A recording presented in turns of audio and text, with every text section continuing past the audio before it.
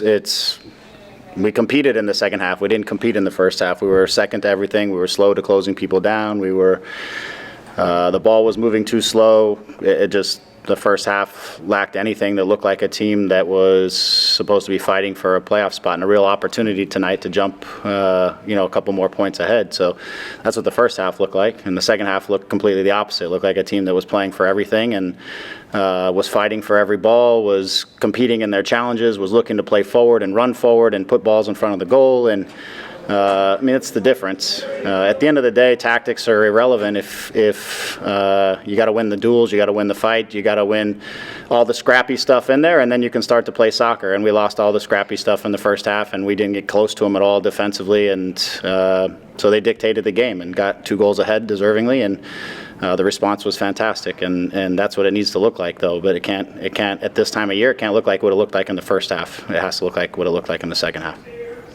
Was that pretty much the message you had in halftime? Yeah, I didn't spend a lot of time at halftime talking about the first half because I just said flat out the energy and the conviction and the fight and the competitive side of it can't look like that. But so we got on to setting ourselves up in the second half, making a couple switches. Jonah and Vic were both struggling physically. So we made a couple switches and tried to shift the energy and tried to shift the momentum and asked them to play forward, put two forwards up, pushed a little bit more numbers high, said don't want to play in the back anymore, just put the ball forward and let's go defend and compete and press and let's try to change our energy level in the game. It wasn't about keeping possession, it was about us shifting the energy in the game because we had none in the first half really. And so once the energy shifted, then we were able to start playing and we were able to start creating some chances because then we were actually moving at a real speed. And so once that started to happen, then we started to gain control of the game. As we all know, when you start chasing games at 2-0, then it's really about putting out fires sometimes and having to deal with some things. And the guys in the back did a good job of managing some difficult transitions and some moments that looked like they were going to get a little fuzzy, and we dealt with them and kept the momentum on to get the goals we needed to at least get the draw out of it. Thank you. Mm-hmm. Next we'll go to Josh Gessman. Hey, Greg, thanks for talking to us. It got a little chippy there in the second half, certainly, maybe even some in the first half. Did you see anything on that red card that got eventually changed to a yellow card? I didn't. It was because there was a tackle, and within the tackle, I was kind of still trying to pay attention to what was going with that, so I didn't see what was going on the other side of it, which is what they were actually trying to sort out the whole time. And then I was more concerned about how much time was going to be in the added at the end of the game than I was about how that was going to play itself out. So. And whenever you look at the second half, I know sometimes we've talked in the past about the verticality, right? The directness sometimes that maybe you guys are lacking. Did you see more of that in the second half? Certainly, I know you've talked about that, but is that something that needs to be more integrated into how you guys play?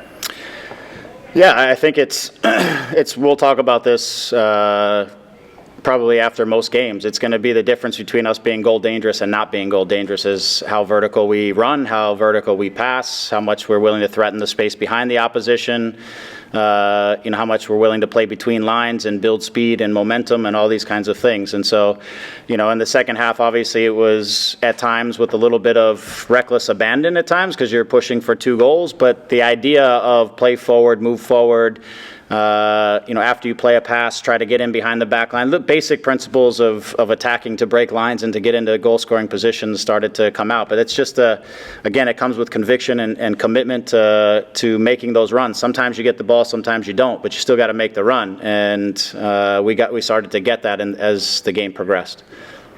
And one more from me before I go about Sebastian Lletget, the goal that he scored and just sort of what you asked him to do in that second half. Yeah, we've been talking to Seba for, the better part of the last week about taking up higher positions, being more goal dangerous, being more assist dangerous. His tendency as a player, and he's outstanding at keeping possession, spinning away, doing all of those things. But, as I spoke to him for a while yesterday, I want him to not play to his default, which is to keep possession. I want him to play to attack and to create chances and to score goals. And if those things aren't on, then go to your default next. Don't just go to your default at the beginning. And him breaking the line and running through and taking a chance there meant the difference in the game, really. And that was an aggressive run that I don't know, you can ask him, but maybe a week and a half ago or 2 weeks ago, he doesn't make. He sits out a little bit and tries to find the ball at his feet. But in this game, he's really tried this last week, and I thought he was very good in the last match as well. But this week, he's really tried to emphasize more attacking runs, getting himself higher on the field, all those kinds of things, which I think is what's going to make him more influential in matches. Thanks, Greg. Mm-hmm. And last question will go to Salvador Perez. Thank you. Hi, Greg. How are you? Nice to see you. Salvador Perez here from Mexico. I have two questions. First of all, is the fourth game without a loss for this LA Galaxy, which can be the key against Sporting Kansas City, remembering that in the last match against Sporting Kansas City, LA Galaxy lost? Thank you. Look, I think it doesn't matter what match or who we're playing at this point. The energy that we had in the second half, the commitment that we had in the second half has to be a starting point. The willing to compete, to sprint, to deal with the duels in the right way has to be a starting point. The rest of that is then it's about how we play. And, we lost 2-0 at our place last game, but in the run of play, we actually had a lot of the game, and they took their 2 chances, and we didn't. But we were. It was an early game in the year, and we were happy with our performance. Not necessarily not happy losing the game, but they're a very good team, and you can't let them have time on the ball, and you can't let them manipulate you and move you around. You've got to win your duels. You got to close people down. You got to make things difficult for them. And you got to get on the ball as much as you can to make them have to defend and have to defend their goal. So I think I answered the question about SKC, but it doesn't matter. At this time of year, you got to outcompete the opposition or at least match the competitive level. And then, whatever you've gained as a team over the course of the 30, 31 matches that you've played, you start to play football at the best level you can and that you have in the moment. But you can't get outcompeted. That's for sure. And the second question, Greg, there was information about a commitment of Julian Araujo for the Mexican national team against Ecuador.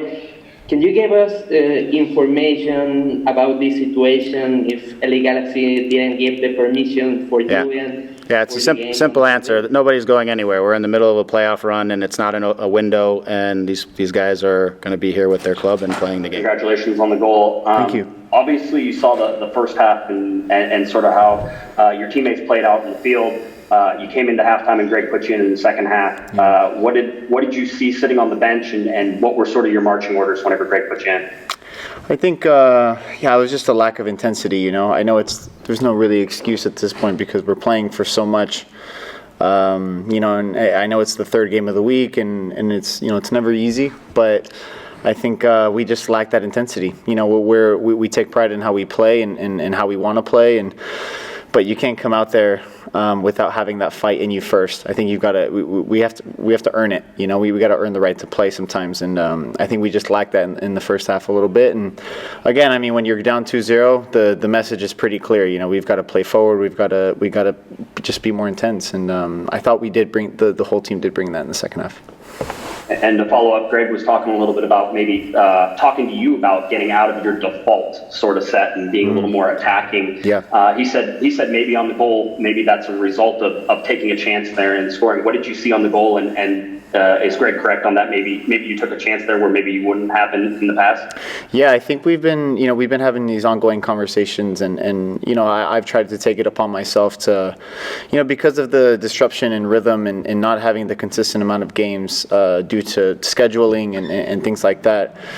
I've just tried to really learn my place in this team, position-wise, and obviously we try so many different things, and some things work, some things don't. Sometimes we have an opposition that plays a certain way, and we adapt. But I think it's something that a good conversation we had before this game that I just have to just keep thinking forward, because I know I can do it. You know what I mean? It's just one of those things. So I just got to keep building on that, and But again, we walk away with 7 points this week, and we have two tough games now, and it's not going to be easy, but I think we can salvage something. Thanks, Seba. Thanks. Next we go to Damian Calhoun. Hey, Seth. Toward the end of the game, things got sort of chippy and almost had a couple fights there. Did you get a good look at the the red card that was issued there? Yeah, I was actually asking what happened because I had my back towards the situation, and so I didn't see. But I'm assuming somebody must have hit Chicha, or there was some sort of contact made. I need to see it back. But I mean, again, they're a team that at this point in the season they're not playing. They're not playing for much, and they can afford to do things, and they're just they just want to mess up our flow, and But I thought again we adapted well. We brought that intensity, and it didn't phase us. But when you bring that intensity, that's what can happen. And looking ahead here, as you say, you go into Kansas City and Seattle, two places that are pretty tough to play. What's been the problem that have sort of bothered you guys going into that in the past? Going into these I mean, yeah, they're historically very just tough places to play. And not only is it's not really even about the surface or about the crowd. I mean, there's two really good teams. There's a reason why they're at the top, and I think we're more than good enough to beat them. It's just I think our game plan, we got to work on it. We got to see what we can do better from this game. But I don't really think it's about ability at this point. It's just we're at the point of the season where it's who wants it more, And so we just got to get in that playoffs. We are in a playoff spot, but we want to secure it. Thank you. Our last questions will go to Larry Morgan. Hi, Seba. Thanks for speaking with us. Hi. A two-part question. One, first, can you talk us through the goal, what you saw on that play? And two, you arguably haven't had the kind of season you hope to have with the Galaxy this year.